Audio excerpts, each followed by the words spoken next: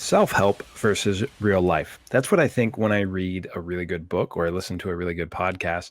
And, I'll get really excited. And then when I go to implement it, I think, wow, this is a lot harder in real life than it is in the book, within this kind of like theoretical sandbox scenario that they propose.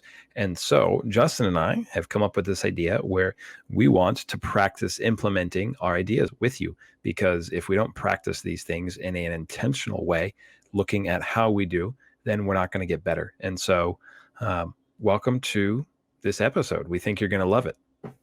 Yeah, and that's what makes our podcast different, Dan. We're implementers. We're here about doing ministry. And I think what you just described happens a lot with ministry books that we read. We read this great prayer book. Say, we got to tell our friends. Everyone has to know this. We watch a great documentary, listen to a podcast. Everyone in the world must know this. But the breakdown happening in the church right now is, how do you actually get people to get interested and do it? It's that breakdown of the implementation side. So I'm excited for this episode to just kind of give people an insight into how we think. And what's fun about it too is you and I approach ministry in similar ways, but we think very differently. So it'll be fun for people to hear. You're probably going to hear in this episode, I kind of think more like Dan. I kind of think more like Justin. And that's good. Variety is good, but you can definitely have similar approaches in kind of the concepts we discussed from the book and how you go about things at 1,000-foot view. So excited for this one, Dan. Yeah, so we're kind of going to open up the hood, so to speak, on the engine inside my head and the engine inside Justin's head. I'll mix all my metaphors there, and just let you see how we would do this. And what we want to invite you to do here is problem solve with us. And there's not a right answer. Like, it's not that we have the answer, because what we did with this is we planned out some of the steps along the way. But we're also going to show you, like, this is how we would do something, because oftentimes when people tell you what they did, they don't tell you how they did it. They don't give you the steps along the way. So you get to see our problem solving process. And we just encourage you, as we're going, you should also think of your own solution to the problem. So how would you do this, and what would you do? Yeah. So this is a great episode for someone that is, trying to get a ministry going at their parish, or maybe they're about to start a new role. We're going to talk through how you actually just get stuff going and build momentum over time, because it doesn't happen overnight. So the problem that we're going to pose is, we are the brand new director of evangelization at a parish. And you come in, and the pastor, the parish, Dan? What's the pastor is, we're going to say it's St. Justin the Martyr. All right. I like it. And the pastor has told you that he wants to build a culture of evangelization, but he's new. It hasn't been a part of the culture of the parish ever. And it was all like the expectation of parishioners was pay, pray, and obey. Yes. And the previous pastor thought, well, what's the role of the laity? Well, the church would look silly without them. So just sit there and watch me. And now this new pastor wants to change things, and he has hired you to make it happen. And you've got the ideas, you've got the experience, and you get there and you realize nobody is ready. You've got some great, passionate people who are holy and devout, but they don't know what it means to lead people to Jesus. They're pious and they're passionate, right? But they don't have the skills. And so our goal in this episode is to come up with a series of events that will help prepare them to get those skills, so that they can become a part of this, like that first set of fruit of missionary discipleship that goes out and begins to evangelize the community, not just within the parish, within the whole parish boundaries. Yeah, awesome. And I think folks listening, if you haven't already, you realize a lot of times priests are looking for implementers, because they have great ideas and they don't have time to implement. They want to find people they can entrust and empower. So, if you're trying to help out your parish priest, odds are they probably want you to have the whole plan and everything, and they want to just support you and be involved to a certain extent. So this is a really good, I love the scenario you described, Dan, because it's very much a real life scenario anyone could be dealing with that's listening right now, or about to walk into if they're trying to help at their parish. Yeah. So we're going to do a quick review of the key frameworks from the book go make disciples. And we're going to use those to guide us along the way. And we're also going to introduce some just traditional problem solving steps that I find really helpful. Anytime I'm wrestling with a problem, I turn to these. I actually have it taped up on my wall. And this helps me not waste time by thinking of every possible scenario, and it Yeah. funnels my thought. We like funnels on this show. Yeah, in business school, there was a phrase in consulting, especially, don't boil the ocean, right? So you can't explore every possibility. You can explore your best options, and then you got to pick one. You got to go and you got to learn from it, sink or swim. But what if I wanna do that, Justin? Like, what if I want to boil the whole ocean? You're gonna waste some time, Dan. You're gonna waste some time. Oh well, I guess I'll deal with it. So Do you have the frameworks, Dan? Are we gonna get to show folks that? I do, yeah. Awesome. So if you're watching on YouTube, you'll see these. If you're not listening in, we'll try our best to describe them. But also, they're all in our book, of course, Go Make Disciples, available on Amazon. So the first framework we're going to talk about is the flock experience. And this has 3 steps. Think of it like a pyramid. So the first thing you do is lock on to lost sheep. Then number 2, build the right experience. And 3, maintain the relationship. And what we mean by lock on to lost sheep is borrowing from the business world of customer experience, build the type of experience that you want your flock to have. Like, what is going to attract them? And so think very hard. Who are these people and what's going to get them to show up? What do they need? Not what do we think they need, and not what we think they want. What do they want? So what have Not they what told you you? need or want, not what you and your friends who all read Laudate every morning need and Yeah. want. Yeah. And Unless this is that's who tough. you're targeting. Unless that's who you're targeting. Yeah. And I mean, so like Pope Francis said, pastors should smell like their flock. And this is really what we mean. Like, get in amongst them to find out what they want, and then Yeah. create that experience. And then once you do that, that's the key to having a relationship. So you continue that relationship with them. And that's a good segue into the discipleship funnel, because that is all about relationships. And so if you imagine a funnel, the first step in this funnel is to cast a broad or cast a wide net and make sure that you can plan an event that gets as many people there as possible, some kind of outreach that is really broad. Yeah. And then that allows you to establish a meaningful network and create deeper relationships. So if you think, like, nobody in the parish and you want to get to know them, Yeah. well, casting a wide net, that's an opportunity for you to get your face in front of people and let them know who you are, for you to meet people. And there's 3 keys here. That everyone you meet and you're going to develop a relationship with needs to be known, named, and noticed. And what I mean by that is you should know about them, their family, their kids, where they live, they work, their job, the things they're interested in, because that's just good relationships. And then their name, of course, and noticed. That what that means is you know what they attend, and you notice when they're not there, so that they understand they're expected, and you look forward to seeing them. And that gives people a sense of belonging, and it will make them come back. So that's that, building a meaningful network. And from there, once you develop those relationships, the Lord will present opportunities for you, and for you to invite people to come into a more meaningful relationship with him. And that's the call to follow. Yes, absolutely. And I just want to make a couple comments, Dan, because I think the frameworks overlap nicely that we have in the book. But so in the discipleship funnel, like Dan described, it's got these 3 layers of, you can start with these large events, then you can develop the relationships in the middle, and then you funnel down to this core few that you're going to really build that relationship with and go into serious discipleship with. Like if you watch The Chosen, it's the ones Jesus calls more closely. But I just want to add, you can start the other way too. You can start with, hey, let me call a faithful few, and then develop those relationships, and we go out together. In fact, Christ did that. He did do that, because then he announced his ministry with them. But for the sake of this experiment, Dan, let's go down that same model. You're new, you just moved there, maybe you want to meet a lot of people. And I think another framework that's going to overlap here as we do this large fishing event is the 5 W's. I know you'll get to it later, but you already were using the questions. Who? The first thing I think about is who. So for the who, for this first outreach to build relationships, it's a very broad who. It's different than if it was a narrow focus. So when we talk about who you're trying to reach, we mean like the parish. What are these people like? What are they interested in? And the other thing I want to say, it just came back to me, Dan, was you said they got to be known and named and noticed. You have to really mean it, folks. I mean, you can't force through it. That's why you got to remain faithful to prayer and the sacraments, and Christ will give you that love to give out to others. But you really got to love these folks in order to try to want to help them.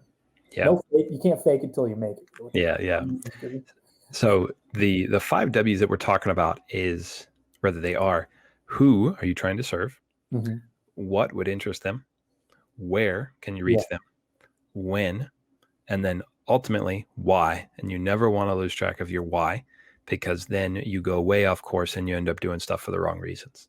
And this really all works into that flock experience of knowing who you are serving, why you want to serving, and then really thinking about what will they attend? What can they attend? People with young kids probably can't attend stuff late at night. Mm-hmm. People who can't drive late in the evening are not going to show up to stuff late at night. Yeah. People who have kids in T-ball aren't going to show up Saturday morning to something. Right. So create events. I mean, if it's for dads, maybe the dads can get there really early and do a men's ministry. I don't know what it is, but I see more men's ministry that starts at 6 a.m. or 7 a.m. before the workday than anything else. And that's just what seems like what works for guys. They like doing that. Yeah, no, absolutely. So now let's get real with it, Dan. And I love this part of ministry when you're starting. It's kind of scary, but it's kind of exciting. Oh, it's so fun. It's so much fun. It's really fun. It's like a blank canvas. So you're getting ready to plan this first outreach because you want to make missionary disciples. We're starting with who. You got to know who you're reaching. So Dan, this is your world we're living in right now. Who are the people of St. Justin Martyr Parish? Is it rural? Is it urban? What kind of things do they like to do? Where are they at with their faith? What are like the most important things to that community? Is it liturgy, community building? Tell us about St. Justin Martyr Parish. So this is a suburban community that is middle class. So you've got people from every walk of life. So the average parishioner is middle class. So median income, a handful of kids, and maybe like probably the majority of them, both parents are working, and let's say you've got somewhere in the realm of 1,000 to 1,500 families. So not a massive parish, but not a tiny parish. Depends where you live, Dan. Out here, fair enough. Like I said, this is suburban. This is suburban. And the majority of your parishioners have their families who are, let's say, in between 25 and 50. So they've got kids all up and down the range. They've got young kids. They've got middle school. They've got high school, and then of course you've got the senior crowd, those people whose children have left the home or who don't have children. And so like a good reach of everywhere. So, and then a fun thing with these kind of exercises too is like when you're starting somewhere, you can think back to communities you've been a part of for the corollary, because we've probably each journeyed through different parishes. So I've just got one in mind that I belong to at one point. It's like a smaller version of that parish, basically. It's what I got in my mind right now. Perfect. Yeah. So lock in on that parish, and we're going to further narrow this. And here's why: because I think families will be key in this evangelical purpose, because they can host other families when they're doing things like Bible studies, catechesis. They can mentor young couples who are preparing for marriage, and they can evangelize in their neighborhoods. So we're talking about evangelization to families through families. That's the strategy. Okay. Yeah. So we're gonna jump into the classic problem solving steps here. And the first one is just define the problem as precisely as you can. And then you want to come up with solutions to solve that problem. Then we're going to do the risk reward of those problems, or rather of your solutions. And then we're going to do simulations. We're going to run them through. So here's how I define this problem.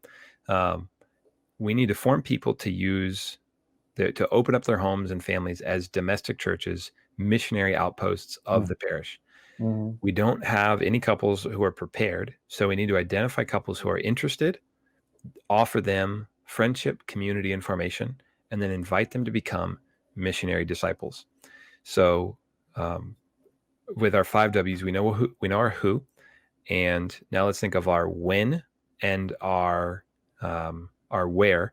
So I'm going to say that one of the best things we could do is let's create a date night for all these couples to get them to come in, and either a date night or some kind of Saturday family event, like we're going to say, I don't want to say something like huge, like a fall festival, but something with enough like games and activities that would attract kids. So maybe you do like a big tailgate. So if you've got a big university in your hometown and they've got a football game where they have a big event, so do something like that where you come and tailgate together as a parish community.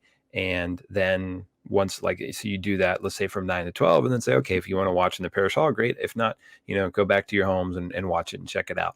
And you might think, well, what on earth does that have to do with evangelization? It lets you get to know people, and it builds community, and it establishes friendship. So that's our win. I've got two possibilities there. Mm-hmm. Like a date night on a Friday evening, and you have the youth ministry or the young adult ministry offer babysitting. Mm-hmm. And then the families, they have a date night, and you have some kind of presentation at the parish that's a topic that would interest parents. So whether that could be like, here's conversations that are gonna enrich your marriage, or something like conversation skills, communication skills, something that couples would really be interested in. And then you're going to give them homework so that they go home and they have time together. They get to go have dessert together or go have a drink together afterward. And that's part of the night. Yeah. So just to back up a step to narrow the problem statement a little bit more, what I'm hearing in this community is, here's the problem. They love being church together and are a nice community, but they aren't missionary disciples. They aren't going out evangelizing the neighborhoods, telling people about Jesus, inviting people in their home. So we're trying to get them from, just kind of basking in the joy of being Christian to then going out and sharing it. So it's really creating that impetus, that like need for them to do it. So, but no, I like your ideas of something that's going to get everyone together, just have a good time, but have you make a pitch, and we're salesmen for Jesus all the time, folks, whether you realize it or not, making a pitch. I'll throw out one more alternative kind of in between. If you, can't pull off the date night or go to the tailgate, let's say you host a watch party for an awesome event. It could be something sports related or a show that everybody is going to like, and find an intermission point. But I think a pitch has got to be part of it at some point, and you're going to be making a list of people that come, and through your conversations you're going to be praying, and probably have a few people with you, like Father, scouting out and talking after the event. Who are the people that really stood out that maybe could be those leaders in this effort? Because something I keep coming back to time and time again with ministry is it is so much about leadership development. Yeah. And that starts with a personal invitation. Yeah. So they go hand in hand. So okay, Dan. So we've got a few alternatives. I'll let you make the choice. What's the first thing we're going to do to try to build a relationship with the flock here? So I want to do a date night. Okay. I like We're going to go with that. This works somewhere. It works. Yeah. So the reason I'm going to do that, and again, we can always like repeat this process later, because this isn't the only thing I'm going to do. Right. The reason I want to do that is because I want to start building up marriages, and I really want, I want the lived experience of that sacramental bond in the parish to be strengthened, and for them to associate that with fun and with joy, and like just a positive experience, to constantly pour into that and invest in that relationship. So the risk in doing that, of course, some of the risks, people don't show up, and maybe they don't perceive the value in it. So how would I get around that? I would look at the calendar and make sure there was no competing events. Yes, big time, folks. Yeah, I would poll as much as I could. I would poll people in the parish to find out, one, are you interested in this? If I get really low response, I'm not doing it. Right. And then I would find out, like, what's the best time? Should it be 7:00? Should it be 8:00? Should it be 5:30 on a Friday night? And go from there. And that could be something simple as putting in the bulletin, or if you have a more modern way of communicating with people where you can send messages out to connect directly with people, that would be a good one. Yeah. And as I got feedback on what they wanted, I would use that to tailor the event. So even though they're risks, they really present opportunities for success and just ways to make sure you are mitigating risk and doing the right research to understand, is this what people want? Going back to the 5 Ws. Yeah, give them a reason to come. So maybe the date night, maybe the community just needs to have a little more fun together. Maybe it includes dancing. Maybe there's a local figure everybody loves. Have that person come and speak. Something's going to get them to be there, but then give you the platform for two things: is shake hands, kiss babies, meet people, like we talked about, but also make the pitch. So it's like I just get this. There's this song by Ben Rector called "Follow You." It's such a great song, but it's like got this exciting. It's about following Jesus, and like this is the time. It's so exciting because you're venturing out. And pastor once told me once when I was starting youth ministry, and I did an event like this. I did like a big gathering for where there was like inflatables and all the stuff that kids would like.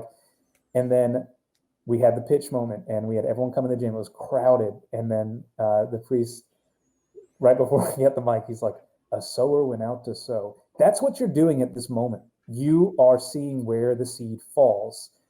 And, you see what happens. If it's 1 or 2 people, great. If it's 30 people, great. You don't know, but you got to just trust the Lord to bring you the harvest. Indeed. Yeah. So now we've got this narrowly defined problem, and we're offering solutions so first we've locked onto our flock. We understand, hopefully, what they want, what's going to get them there, what's going to enrich them, how to have a relationship. We've created a large event. We've cast a wide net to get people in, and then we're going to get them to that next stage. So that you talked about making that invite, making the pitch, getting people to be comfortable making the next step. And I would probably do this in a little bit of a scattered way on purpose. One, I would invite people to do catechesis differently. And so rather than saying, okay, we're going to do a school model for catechesis where you bring your children to us, we want to encourage you to meet in little clusters. So 3 to 4 families, and you can either meet in 1 home or in 4 homes. We're going to give you all of the material to meet together as a family to talk about this. And together as adults, you are going to model to your children, and you're going to hand on the faith to them. So this is going to create discussions where all of you are talking about the same things together. And then the other thing that I would do is I would offer some type of formation for them, recognizing, if you have 50 couples who show up, probably only 5 to 10 of them are going to be willing to go on to that next step and say like, oh yeah, I'd like to do a Bible study. But I would offer a Bible study just for those parents, and you could either do that collectively. I would probably offer it in their homes. That way that you're going to them. You're not making them come to you. So you find some parents who are centrally located, and you say, hey, how would 3 or 4 of you feel about having a Bible study? And maybe these aren't the ones who are doing those catechesis in-home clusters, but they host a Bible study, and this is your opportunity to go deeper with them. So you're forming real community, and you're forging real friendship. And at the same time, you're giving them formation along the way. You're going to provide them with the steps that missionary disciples need, or the skills rather, that missionary disciples need in order to go deeper. And as you do this, you need to develop trust with them. You need to foster a sense of curiosity and openness so that they get to the point where they have an encounter with the Lord and they want to go deeper on their own. They want it. You want them to get to the point where like you don't even need to invite them. They just want to love God passionately. Yeah. So I'm going to bring up something that comes up in our book as well, but there's 2 areas I think the church falls short a lot in things that we do. One is we do a poor job of promotion. So something like this needs 2 to 3 months at least of promotion. And every channel you have, because you're going to get different, you're going to get some from the bulletin. And it's funny, Dan, keep doing events, keep asking, where'd you find out? Guess what still leads for Catholics? The bulletin. We're just used to the bulletin. So don't act like the bulletin's old news. It's not. Even the young adults that like church, they'll check it out. But don't just rely on the bulletin. Run a Facebook ad. Put some stuff out on all your social media channels, direct emails, direct mailers. Every channel is going to bring you 2 or 3 more people, right? So promotion's big, but then the second is follow up, or what I've heard it called better is follow through. So in the situation you described, Dan, you have a next place you want to take these families, which makes perfect sense for your community. You want clusters of families evangelizing families, right? So you've already got the follow through.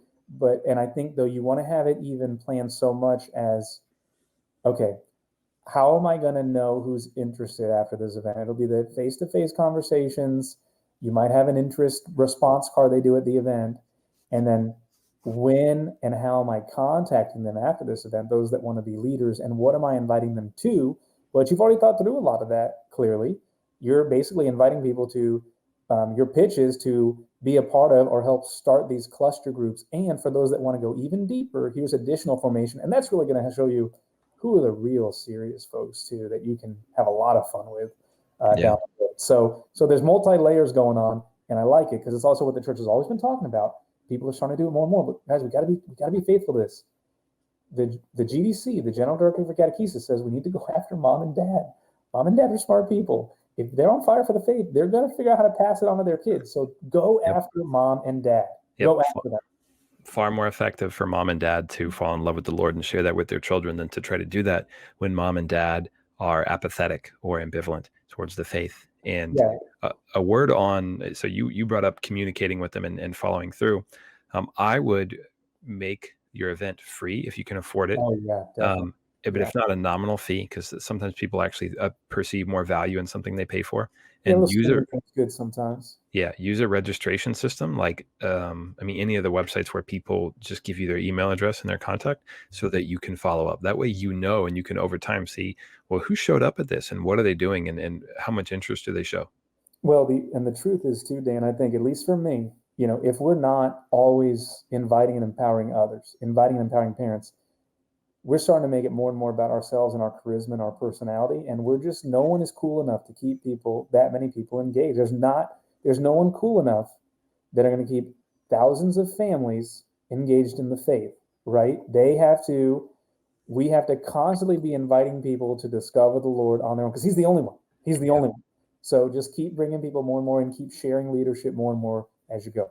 Yeah. So that last step of the funnel as we get there, now that you've brought a lot of people in, you've identified who are the people who are ready to go. And I want to pause here. We're not saying to be elitist because we're not turning anybody away. No. We're looking for the people who come forward, who step forward and say, hey, I'd like to do more. And nobody gets turned away as long as they don't make the experience negative for other people.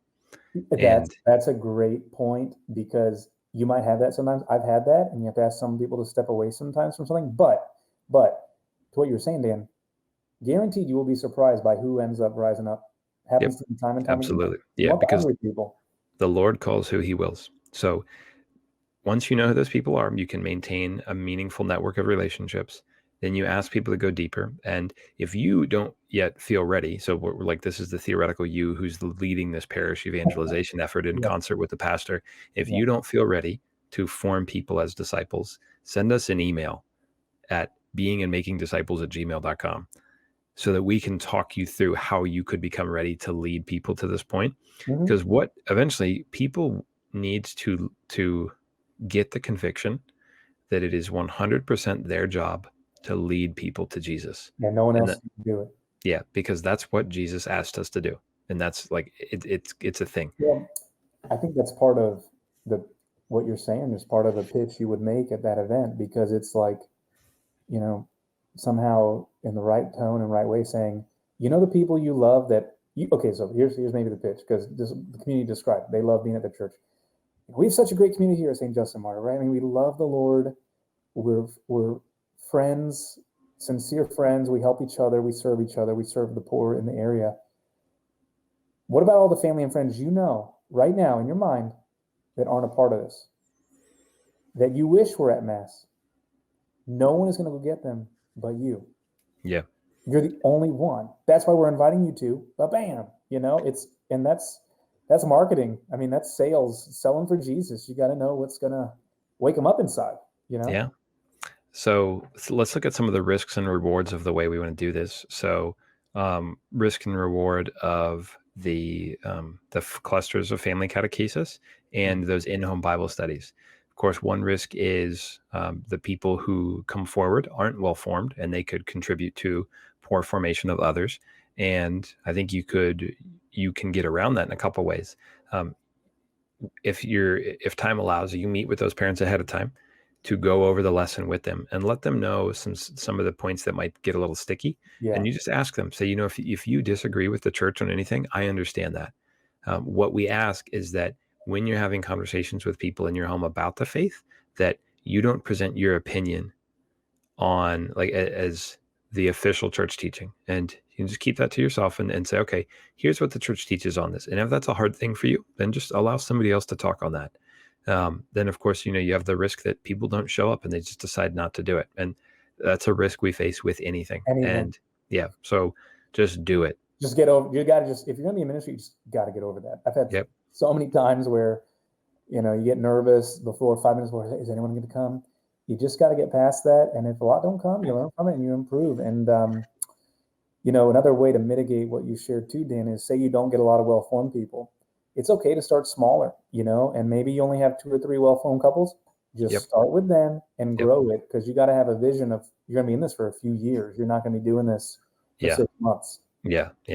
And then if we look at the risks and rewards of that invitation to have people step forward and learn to be disciples and be formed as disciples, they could say no.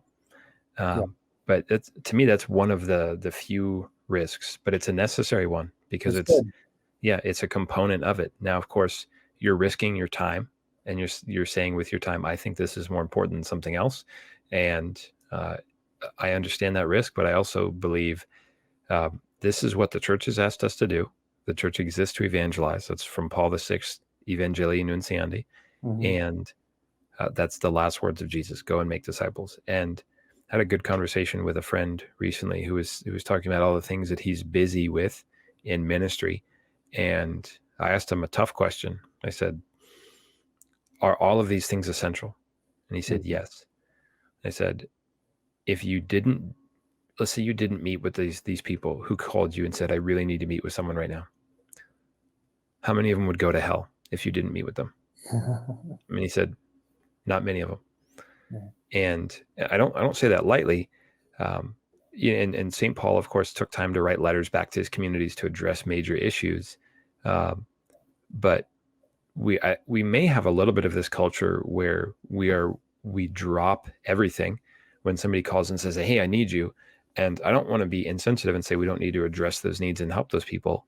But if everything's important, nothing's important.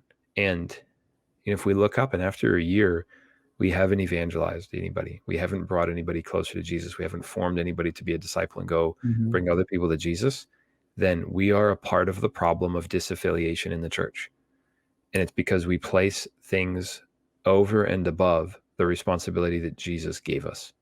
Yeah. And Dan, what you're speaking about is just prioritization. And in this scenario, you've already described the priority. It's engaging these families to start these groups. And when you set out in ministry, guaranteed you are going to have other things fly on your radar that could pull you away. You have to know your top priorities so you know what to say no to. It's just essential. And I'll tell you, I've learned that I get so much more done in like 40 hours of super focused work than I used to doing, staying late, doing 50 hours without a clear sense of where I was going. And kids do that. That's a grace of having kids, because when you're at work, it's like, I gotta get my stuff done now because I will do it later. Yep. It's a grace. So anyway, Dan, just reemphasizing, you're right. You have to know why you're there, why your pastor hired you, and your top priorities to fulfill that mission he has entrusted to your care by his authority as the canonical leader of that parish. It's a big deal, folks. I mean, this is the church in action. When a pastor entrusts something to you, do not take it lightly, and kind of stay in your lane a little bit. Yeah, there we go. Yeah, so finally, evaluating success, and I would do 2 things with this. I would evaluate success before the event and then after. And what I mean by that first part is, you have the big picture vision of what it's going to take to succeed, to pull this off. So event planning. What you then need to do is break that up into micro steps that you say, okay, well, how long does it take to plan a date night? And if I were advertising this 3 months in advance, I'd probably make it a series of date nights. There's some good programs out there that you could get that would give people a series of date nights. So if I were advertising this, I would make it longer, 6, 8, 10 of them. But um, that you don't just plan the event all at once. You do it over a period of time, and that's finding your presenters and reserving the space and getting catering and getting the place set up and doing the marketing and sending everything out. And so you break all that down into as many small steps as you can, and then you give those deadlines so that you can see your progress to success along the way, rather than just saying, well, I need to do all of this. You don't need to do all of it. You need to do this one thing right now. And then you do the next thing. So once you're done with the event, you need to define success before the event's done. But then after the event, you look at success. And so here's how I would define success in this scenario, where I was inviting people to a date night. And what I wanted to see as a result was parents who went into both, like either or, both and, that family catechetical cluster model, where they're like teaching their own children and teaching the children of others by meaningful conversations on their own. And then people who enter into Bible studies. And so I would say my goal is to have 4 clusters of 4 families. And you could say, depending on the size of your parish. Yes. And to have 2 Bible studies with 6 to 10 people per Bible study. And actually, I'm going to say 8 to 12 people per Bible study. And then that would be a sign of good success for me. So that's how we define success. And then after that, I want the family clusters to meet consecutively and consistently for one like school year, because that's how we typically do catechesis. So that maybe we don't need to. So never mind, like just a year. And then let's get out of that model, and then reevaluate after the first year. Yeah, or 6 months. And then for the families who are doing the Bible study, I think that they should meet for 3 months weekly with 1 or 2 off weeks for 3 months. And that will allow you to see who's ready for an invitation to go deeper. I love it, Dan, because you assign numbers. We have to get comfortable with numbers in ministry. I'll just add that as you're making your numeric goals, it is okay, without letting yourself off the hook for failure, it is okay to adjust those. So I think sometimes when you're starting somewhere, you're kind of shooting in the dark with your first goals. You don't really know. Even you and I with this podcast, we set some initial goals, then we got into it and understand how podcasts work. We're like, okay, those probably weren't good goals. Here's better goals.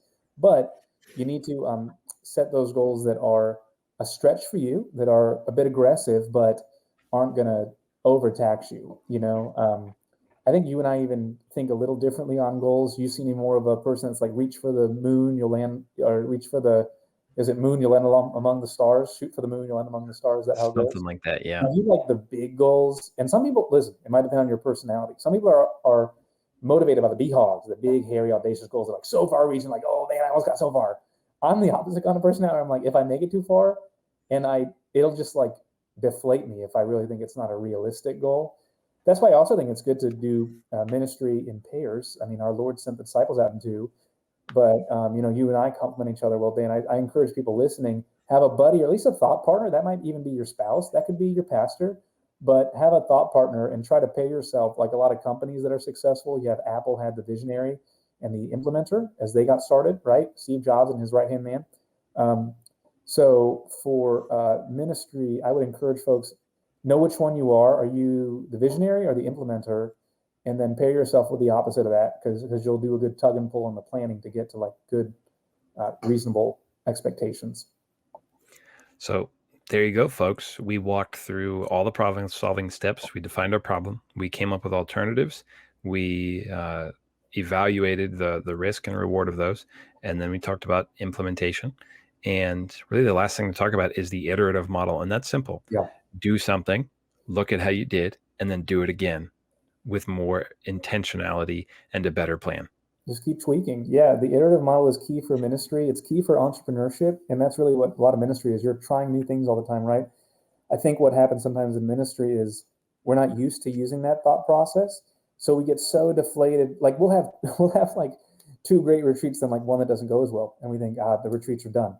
No, pay attention, get data, get feedback, and tweak it for next time, and view it as a long-term process. So, Yeah, Dan, that was fun. And I just encourage folks, if you've got a situation you're dealing with right now that's complicated, email us. We are throwing Yeah, it out there. I mean, I'd love to do that. one day we hope to launch classes and that sort of thing in this stuff, using concepts from the book. But for now, we're just offering ourselves up to help, hop on the phone with you. So beingandmakingdisciples@gmail.com. And if you're up for it, we'd love to have you as a guest for an episode and talk through it with you, de-identifying your parish and all that, of course. Oh, But, yeah, yeah. we're here to just help get these ideas out in the church because we've seen them work. We know they work, and the church needs more of it because we need more stuff happening so people keep engaged with the church. Indeed, indeed. So, folks, thanks so much for joining us. Again, we really appreciate the feedback we've received on the rating systems for things like the Apple Podcasts. Thank you so much for taking the time to write those. We really appreciate it. If you haven't, and you have some thoughts on the podcast, and you really want to give us a 5-star review and say some great things, we would really appreciate it. Yes, like, comment, subscribe, share, all those things. Help us get these ideas out so that the church can better fulfill her mission. There we go. Well, God bless you, friends. Know that you are in our prayers and look forward to the next time. Peace.